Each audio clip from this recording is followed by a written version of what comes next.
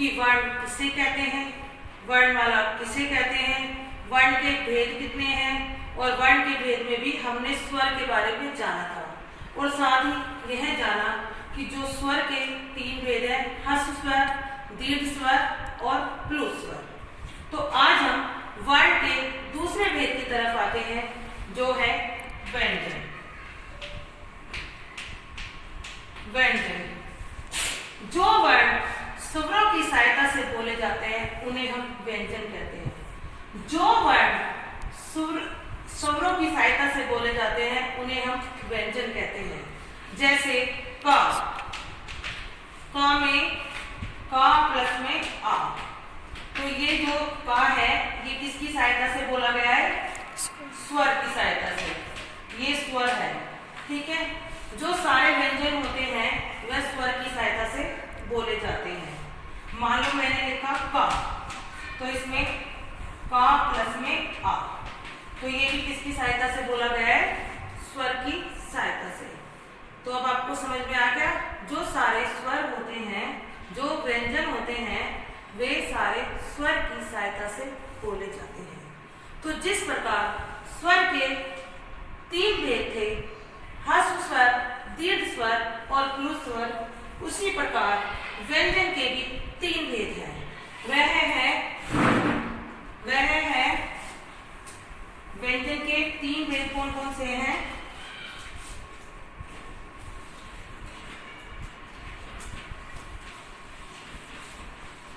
Number 1 है स्पर्श व्यंजन,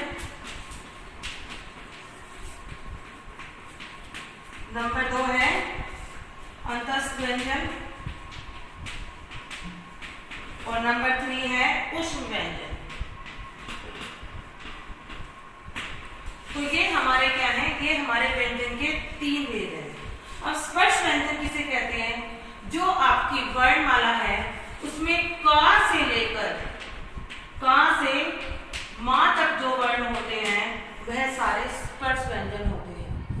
क से लेकर मां तक जो आपके व्यंजन होते हैं वह सारे स्पर्श व्यंजन होते हैं। इसमें 5 वर्ग आते हैं, वो है क वर्ग, च वर्ग,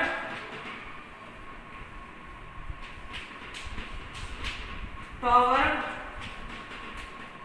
और नंबर 4 है ट वर्ग, और फिर है प वर्ग। तो जो ये आपके हैं, जो ये वर्ग हैं, ये क ख ग, क से लेकर मां तक जो आपके व्यंजन होते हैं वह होते हैं स्पर्श व्यंजन। इन व्यंजन के उच्चारण में जीभ जो मुख से किसी भाग में स्पर्श करती है, इसलिए उन्हें स्पर्श व्यंजन कहते हैं। कि जब आप इनको बोल के देखोगे तो जो आपकी जीभ है वह कहीं ना कहीं टच करेगी, मतलब आपके मुख में टच करेगी, इसीलिए इन्हें स्पर्श व्यंजन कहते हैं। क्योंकि जो ये जीभ जो है ये मुख से मुख को क्या करती है, स्पर्श करती है, इसलिए ये स्पर्श व्यंजन है। ठीक है, और ये कहाँ से होते हैं, ये क से लेकर मां तक होते हैं। फिर है अंतस्थ व्यंजन। अंतस्थ व्यंजन कौन से है? ये संख्या में होते हैं 4, य, र, ल और व। ये आपके हैं अंतस्थ व्यंजन। ये आपके अंतस्थ व्यंजन है। इनके उच्चारण में जीभ मुख के किसी विशेष भाग के निकट तो जाती है किंतु स्पर्श नहीं करती। कि जो है जीभ है इसमें मुख के भाग तो जाती है, मुख के पास तो जाती है, लेकिन वह स्पर्श नहीं करती। मान लो आप बोलो या में आप ही देखो, जीभ तो हमारी गई है लेकिन वो हमारे मुंह में कहीं भी उसने क्या किया है, कहीं भी स्पर्श नहीं किया। जबकि जो स्पर्श व्यंजन है, जब हम उन्हें बोलते हैं क, ख, आपकी जो जीभ होती है वह मुख में कहीं ना कहीं स्पर्श करती है, तो इसीलिए ये कौन से व्यंजन है, स्पर्श व्यंजन। और अंतस्थ व्यंजन में जब आप बोलते हो तो जीभ है वो मुख में मतलब घूमती तो है लेकिन कहीं वह स्पर्श नहीं करती, तो उन्हें हम कहते हैं अंतस्थ व्यंजन। ठीक है, अब आपका है इससे आगे का है ऊष्म व्यंजन। ऊष्म व्यंजन, इनके उच्चारण में वायु मुख से रगड़ खाती हुई बाहर निकलती है, कि जो मुख से कहीं ना कहीं टकराती है और बाहर निकलती है, जिसमें उष्मा तथा गर्मी होती है। जैसे श, आप ये देखो बोलने से ही हमें गर्मी का एहसास हो रहा है। श और है, ये हमारे कौन से व्यंजन है? ये हमारे उष्ण व्यंजन है कि जो वायु से मतलब मुख से रगड़ खाती हुई बाहर निकलती है, जिससे उष्मा अर्थात गर्मी आती है, तो इन्हें उष्ण व्यंजन कहते हैं। तो व्यंजन के कितने भेद पढ़े हमने? स्पर्श व्यंजन, अंतस्थ व्यंजन और उष्ण व्यंजन। स्पर्श व्यंजन में जो हमारी जीभ होती है वह बोलते समय मुख से कहीं ना कहीं टकराती है, तो उन्हें हम कहते हैं स्पर्श व्यंजन। अंतस्थ व्यंजन में जो हमारी जीभ होती है वह मतलब कहीं घूमती तो है लेकिन वह मुख के किसी भाग से टकराती नहीं है, तो उन्हें हम बोलते हैं अंतस्थ व्यंजन। और जो उष्ण व्यंजन होते हैं उन्हें बोलते समय एक हवा सी बाहर निकलती है, उन्हें बोलते हैं उष्ण व्यंजन। तो अब आशा करती हूँ आपको ये व्यंजन समझ में आ गए होंगे। इसके बाद हमारे हैं और भी व्यंजन है, जैसे